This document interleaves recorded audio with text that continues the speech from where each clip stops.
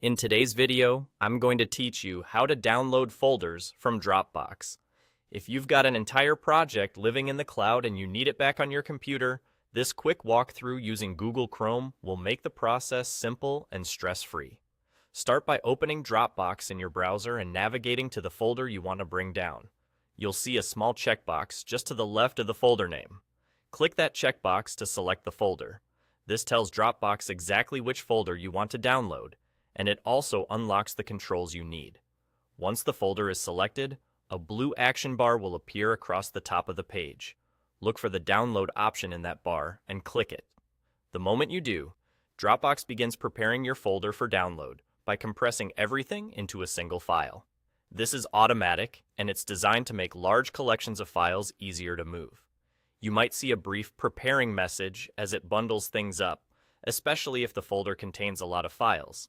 Because you're downloading a whole folder, Dropbox delivers it as a .zip file. That's a standard archive format that keeps your files together during the transfer. In Google Chrome, you'll see the download progress appear in the browser's Downloads area. Depending on your Chrome version, this may show up as a panel in the top right corner or along the bottom. If the folder is large, give it a moment. You don't need to refresh or click anything else, and it's best not to close the tab until the download starts. When the download finishes, click the .zip file from Chrome's Downloads panel to open it. You'll be looking at the contents of the archive, which is basically a snapshot of your folder. Now extract the files so you can use them locally. On most systems, double-clicking the .zip will either open the archive or automatically unzip it into a regular folder.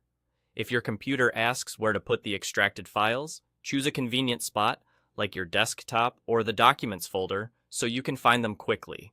With the extraction complete, your project is now available on your computer.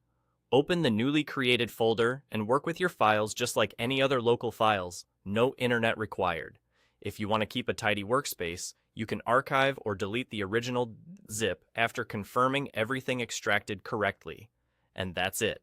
Folder selected, download started, archive opened, contents extracted, and your project synced back to your PC. You're all set.